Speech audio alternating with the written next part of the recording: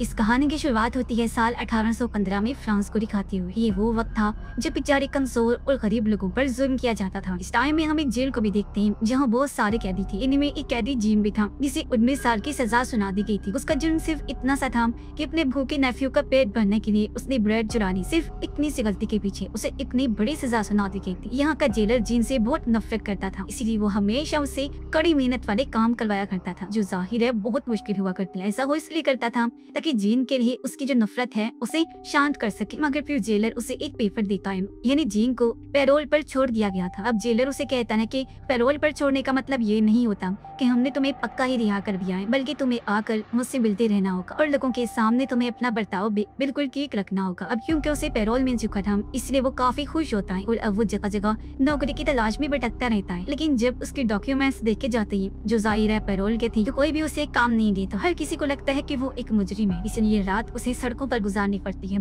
और दिन नौकरी की तलाश में। अब एक दिन एक प्रीस्ट उसके पास आया। इन्हें जीन की हालत देखकर तरस आ गया। वो उसे अपने घर ले आते हैं और अपने साथ बिठाकर उसे चांदी के बर्तनों में खाना खिलाते हैं। अब चांदी के बर्तन देखकर उसके दिल में लालच आ गया, इसलिए रात को सबके सोने के बाद वो चांदी के बर्तन चुरा कर वहाँ से भाग जाता है। लेकिन जल्द ही प्रीस्ट के लोग उसे पकड़ लेते हैं और फौरन उसे प्रीस्ट के सामने लाया जाता है। वो बहुत डरा हुआ था। प्रीस्ट अपने लोगों से कहते हैं कि ये चांदी के बर्तन मैंने ही इसे दिए थे, इसलिए इसे छोड़ दिया जाए। अब सबके जाने के बाद वो जीन को कहते हैं कि तुम बुरे नहीं हो, मैंने तुम्हारे अंदर अच्छाई देखी है और अब मैं चाहता हूँ कि तुम इन चांदी के बर्तनों से एक नई जिंदगी की शुरुआत करो, एक अच्छे इंसान बनो और जैसे आज मैंने तुम्हारी मदद की है तुम भी कल को इसी तरह किसी की मदद करना जब भी तुम्हें मौका मिले। अब ये सुनकर जीन हैरान होने के साथ साथ खुश भी हो जाता है। उसने प्रीस्ट का शुक्रिया अदा किया, जिसके बाद वो अपने पैरोल के पेपर को फाड़ कर एक नई जिंदगी की शुरुआत करने के लिए शहर ही छोड़ के चला जाता है। इसके बाद कहानी में 8 साल गुजर गए और हमें फिर से जीन दिखाया जाता है। उसकी आज खुद की एक फैक्ट्री है और जिस जगह पर वो रहता है वहाँ का मेयर है। उसकी फैक्ट्री में एक लड़की काम किया करती थी जिसका नाम फैंटीन होता है। उसकी एक बेटी भी थी जिस बारे में किसी को पता नहीं होता क्योंकि उसकी शादी नहीं हुई थी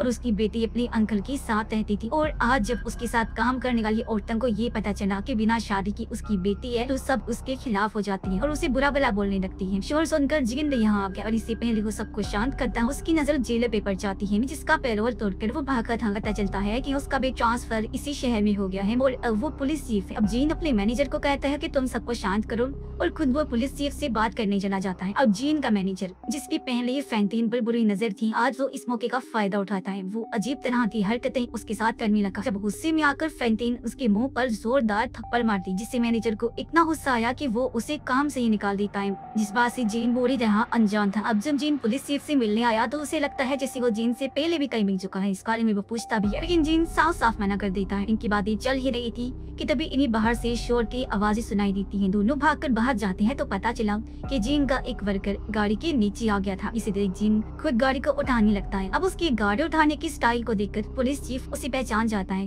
कि वही आदमी है जो 8 साल पहले पैरोल को तोड़कर भाग गया था जब मैं जेलर था। लेकिन फिलहाल उसके पास जीन के खिलाफ कोई सबूत नहीं होता। अब फैंटीन दिखाई जाती है जिस बेचारी को पैसों के लिए अपने बाल बेचने पड़ते हैं, लेकिन ये पैसे उसके लिए काफी नहीं थी, इसलिए मजबूर होकर उसे वो काम भी करना पड़ता है जो वो कभी करना भी नहीं चाहती थी। असल में उसे अपने बेटे के लिए अंकल को किसी भी हाल में पैसे भिजवानी थी, जिस वजह से ये तो उसे करना ही था। अब ऐसे ही कई दिन गुजर गए। एक दिन फैंटीन की तबीयत बहुत ज्यादा खराब हो जाती है और उसके साथ एक आदमी जबरदस्ती करने की कोशिश करता है, जिस गुस्से में आकर वो उसके मुंह को नोच के रख देती है, जिस वजह से यहाँ पुलिस चीफ को बुलाया गया। तब वो आदमी झूठ बोल देता है कि मैं तो सिर्फ यहाँ से जा रहा था लेकिन इसने मेरे ऊपर हमला कर दिया। ये सुन फैंटीन रोने लगी, अपनी सफाई में बोल दिया कि ये आदमी झूठ बोल रहा है, मैंने इसे तब नुकसान पहुंचाया जब इसने मेरे साथ जबरदस्ती करना चाहिए। लेकिन पुलिस चीफ उसकी बातों पर यकीन नहीं करता और उसे जेल जाने की बात करता है। वो कहती है कि अगर मैं जेल चली गई तो मेरी बेटी का क्या होगा, अभी वो बहुत छोटी है। अब उसकी ये बात जीन ने सुन ली थी। साथ ही वो फैंटीन को पहचान भी लेता है कि ये मेरी वर्कर है, इसलिए वो पुलिस चीफ को कहता है कि इसे छोड़ दो। और अब जीन उससे पूछता है कि बताओ तुम्हारी इस हालत का जिम्मेदार कौन है। तो फैंटीन गुस्से में कहती है कि ये सब तुम्हारी वजह से हुआ है, मैं तुम्हारी फैक्ट्री में काम किया करती थी ना, मगर तुम्हारे होते हुए भी तुम्हारे मैनेजर ने मेरे ऊपर झूठा इल्जाम लगाकर मुझे काम से निकाल दिया, जिस वजह से ना चाहते हुए भी मुझे वो सब करना पड़ा जो आज मेरी ये हालत है। सुनकर जीन बुरी तरह चौंक जाता है। उसे बुरा भी लग रहा था कि मेरी वजह से आज एक लड़की इस हालत में वो बहुत जख्मी होती है, इसलिए जीन खुद उसे उठाकर हॉस्पिटल लेकर जाता है। अब पुलिस चीफ जीन के पास आया। वो कहता है कि मुझे माफ कर देना, क्योंकि मैंने आपको पैरों से भागा हुआ मुजरिम समझा, लेकिन वो मुजरिम तो पकड़ा गया है। ये सुनकर जीन पूरी तरह हैरान रह गया। वो सोचता है कि मेरी जगह आखिर किस बेगुनाह को पकड़ लिया गया है और किस बेचारे को सजा मिल रही है। ये चीज वो बर्दाश्त नहीं कर सकता था, इसलिए वो खुद कोर्ट जाता है और वहाँ कहता है कि मैं ही वो इंसान हूँ जो 8 साल पहले पैरोल दौड़कर भागा था। मैंने वो पेपर फाड़ दिया था, तो मेरी जगह वो सजा किसी और को मिल रही है जो मैं नहीं चाहता, क्योंकि मुजरिम मैं हूँ ना कि वो। और कोई भी उसकी बातों का यकीन नहीं करता। सबको लगता है जैसे उसका दिमागी तवाज़ुन खराब हो गया है। जिसके बाद जीन हॉस्पिटल जाता है जहाँ फैंटिन को एडमिट किया गया था, मगर उसकी हालत बहुत खराब थी। वो अपनी आखिरी सांसें गिन रही होती है, लेकिन इस टाइम भी उसे अपनी बेटी की फिक्र। जीन उसे कहता है कि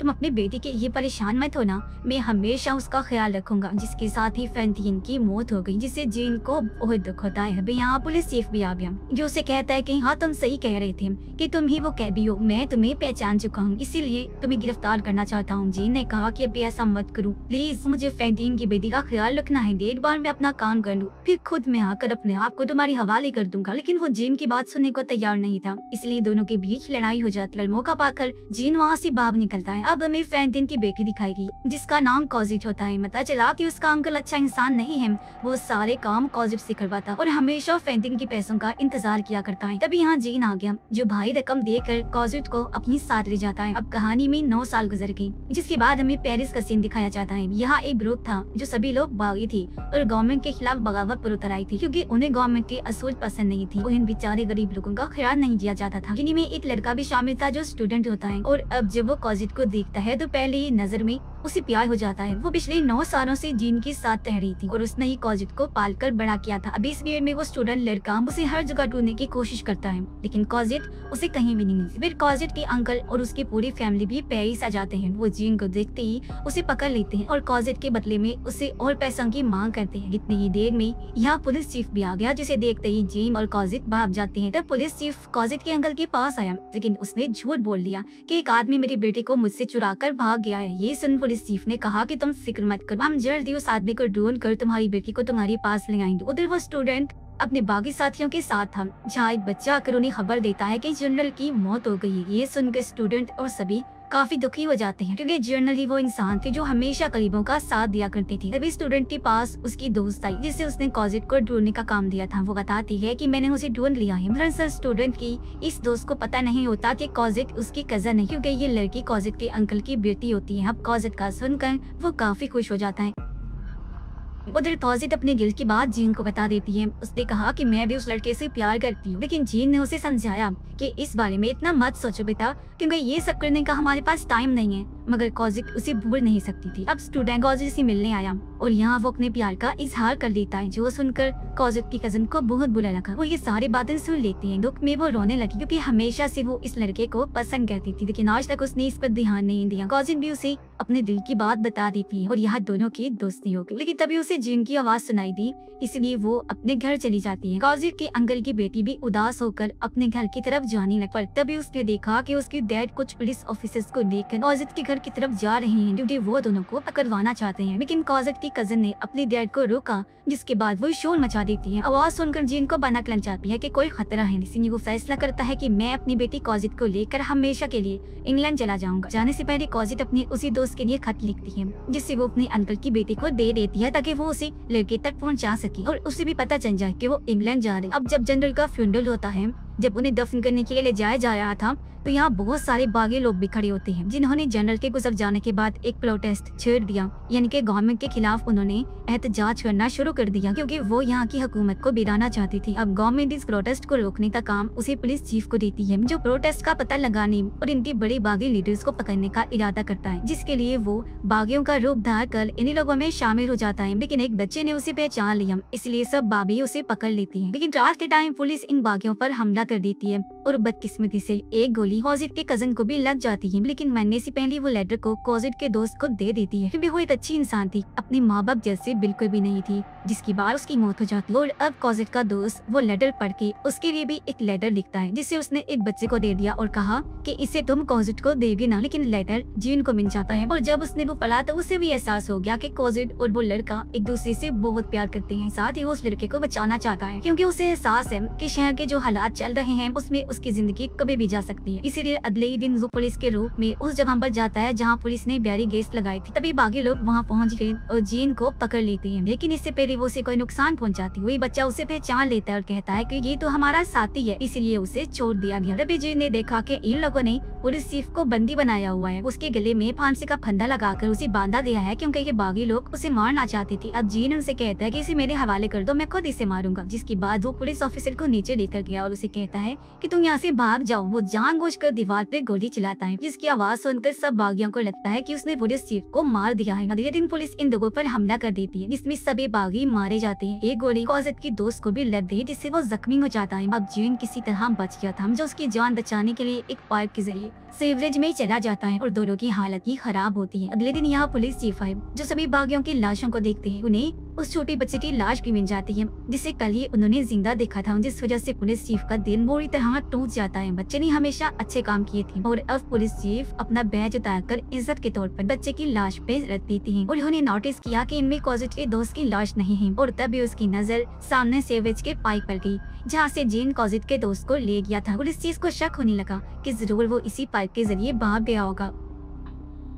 उधर सेवेज में जीन और कॉजिट का दोस्त बेहोशी की हालत में होती है, जहां उनके पास कॉजिट का अंकल आ गया और क्योंकि वो बहुत लालची इंसान था, इसलिए कॉजिट के दोस्त के हाथ से उसकी अंगूठी को निकाल लेता है। तभी जीन की आंख हुई थी, वो उसे पकड़ लेता है और कहता है कि हमें यहाँ से निकलने का रास्ता बता। ये जगह दरअसल पूरी जाल की तरह थी, वो लोग फंस गई थी, उन्हें बाहर जाने का रास्ता नहीं मिल रहा था, इसलिए मजबूरन कॉजिट के अंकल को रास्ता बताना पड़ता है। और अब जब ये दोनों वहाँ से बाहर आई तो इनके सामने एक पुलिस चीफ खड़ा हुआ था। अब जीन उसे कहता है कि प्लीज हमें मत रोकना, जाने दो, क्योंकि इस लड़के की जान बचाना मेरे लिए बहुत जरूरी है। इसलिए पुलिस चीफ उन्हें नहीं रोक, दोनों यहाँ से निकल गए, क्योंकि कहीं ना कहीं पुलिस चीफ के दिल में एक शर्मिंदगी, अपने गुनाहों को वो धोना चाहता था, इसलिए खुद छत से कूद कर वो अपनी जान गिरी का। कुछ दिन के बाद कॉजिट के दोस्त को भी होश आती और जब उसे पता चला कि उसके सभी साथी मारे गए हैं तो वो बहुत ज्यादा दुखी हो जाता है। लेकिन इस बात से उसे तसल्ली हुई कि अब मेरे साथ कॉजिट है। जीन उसे अपनी जिंदगी की पूरी सच्चाई बता देता है। साथ ही उसने ये भी कहा कि मैं कभी भी इस बारे में कॉजिट को नहीं बताऊंगा, वरना वो टूट जाएगी। जिसके बाद जीन उन दोनों से हमेशा के लिए दूर चला जाता है, क्योंकि वो नहीं चाहता था कि उसकी माजी की वजह से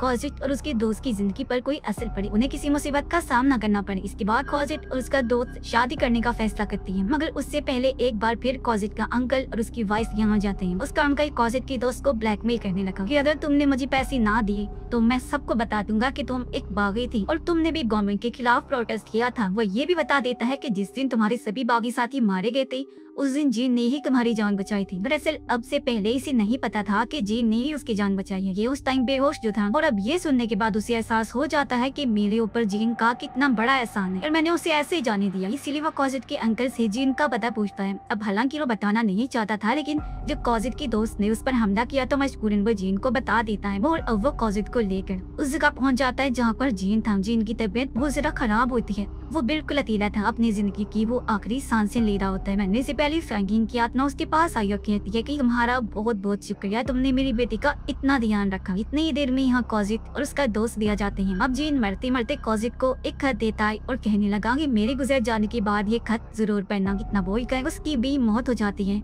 जिसे कॉजिट और उसका दोस्त पूरी तरह टूट जाते हैं। मरने के बाद हमें जीन की आत्मा दिखाई दी, जो फैंटम के साथ होता है, या वो प्रीस्ट को भी मिलती है, जिसके एक एहसान ने जीन की पूरी जिंदगी बदल के रख दी। अगर उन्होंने उसे वो चांदी के बर्तन और वहाँ से भागने का मौका ना दिया होता तो शायद वो पूरी जिंदगी जेल में सड़कर गुजारता। हालांकि उसकी जिंदगी का कोई मतलब नहीं था, मगर उसने अच्छे काम किए, जिस वजह से उसकी जिंदगी का मकसद ही बदल गया। और जैसा कि प्रिंस ने कहा था कि दूसरों की मदद करना, तो इस बात पे उसने खूब अमल किया। जब भी उसे मौका मिला उसने हर किसी की मदद की, जिस वजह से उसने खुशी खुशी मौत को गले लगाया। और जो लेटर उसने कॉजिट को दिया था उसमें जीन की पूरी सच्चाई थी, यानी कि उसे भी जीन की माजी के बारे में सब कुछ पता चल गया था। इसलिए हमेशा वो भी जीन को अच्छे लफ्जों में याद करे और उसकी आत्मा को भी सुकून होगा कि मैंने किसी से कुछ नहीं छुपाया। वो सबके दिलों में एक जगह बना गया था, इसलिए मरने के बाद भी इतना खुश था। और इसी के साथ ही इस फिल्म